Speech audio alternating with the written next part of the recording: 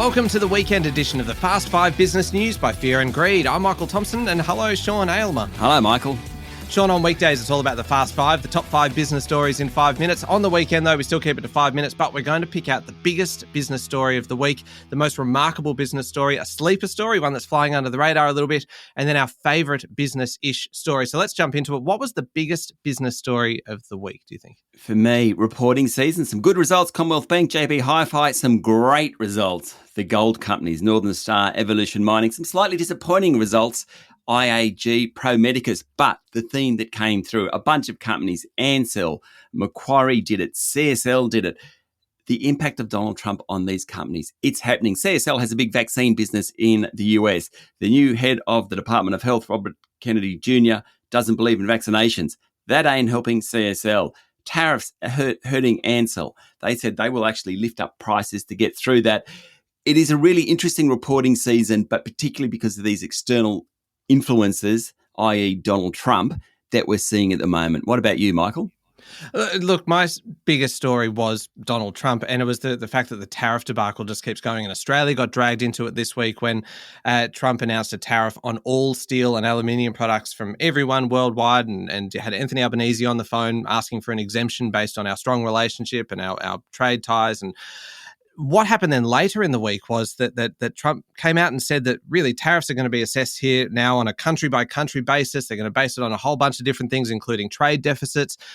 What it all means in the end, Sean, is that there is a great deal of uncertainty once again in global trade, and what this means for individual countries and individual businesses that are affected by that, who knows?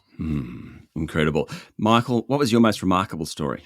Most remarkable, Sean, we had some examples this week of the federal government stepping in to bail out the bush. And it's just, I mean, you do see these stories coming up from time to time, but it's just, I find it interesting that they both happened in 1 week. More bank branches in the bush, increase in funding from the federal government for Australia Post banking operations. It's the bank at post system. Commonwealth Bank, NAB, Westpac have a deal where you can do kind of withdrawals, deposits, etc. through Australia Post outlets. A lot of them are in regional areas. That's going to be expanded now to include ANZ, and some other banks are also in negotiation to join in because so many bank branches are closing. The other part of this story, Sean, the federal government jumping in to help out the bush, Rex, that the government actually flagged that they would buy Rex, the failed regional airline, if a private buyer can't be found. It just shows how important the airline is to linking rural and regional areas. What did you think was remarkable this week? Voyeurism at its finest. The housing market, Kunak.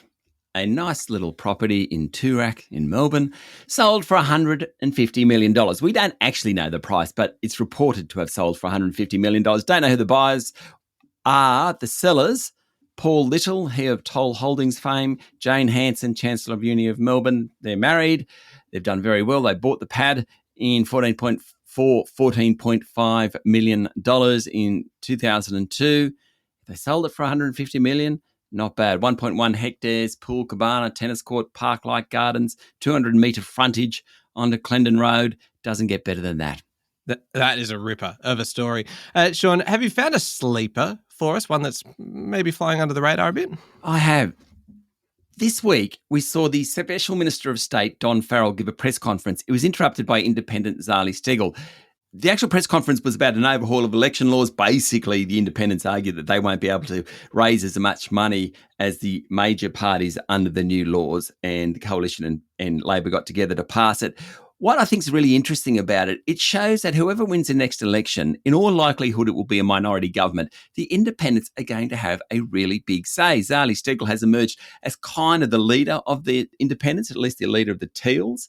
And what we're seeing in Parliament now is this incredible influence that the independents are having. And next election, it's going to be even greater. It's fascinating to watch. Yeah, it certainly is. One quick nomination for favourite story of the week. It's been a big week for Elon Musk, who just creates headlines with everything that he does. He had one of the stranger press conferences that I think we've seen, a press conference in the Oval Office next to Trump sitting at the presidential, the Resolute desk. Elon Musk had his 4-year-old son, Lil X, playing between them at one point, sitting up on his shoulders while he was there defending his efforts, his work with the Department of Government Efficiency, and saying that not overstepping the mark, that this is not draconian. This is the agency that has essentially kind of gutted the US aid department. And he acknowledged in this press conference that some things I say will be incorrect, which is just, it's a slightly worrying look when this is the person who is tasked with cutting billions of dollars of government spending and many, many, many jobs as part of that. Also, during the week, he was actually led a consortium of investors offering $97 billion to buy the non-profit company that controls OpenAI, the organization behind ChatGPT. That offer was turned down in the most savage way possible, with the founder rejecting the offer on X, on Twitter, but offering to buy Elon Musk's social media platform, Twitter, from him for a fraction of what he paid. All great theatre, and really just an ongoing headline from Elon Musk. Great story. Indeed. All right, there we go. 5 minutes and pretty much everything you need to know in the world of business. Thank you very much, Sean.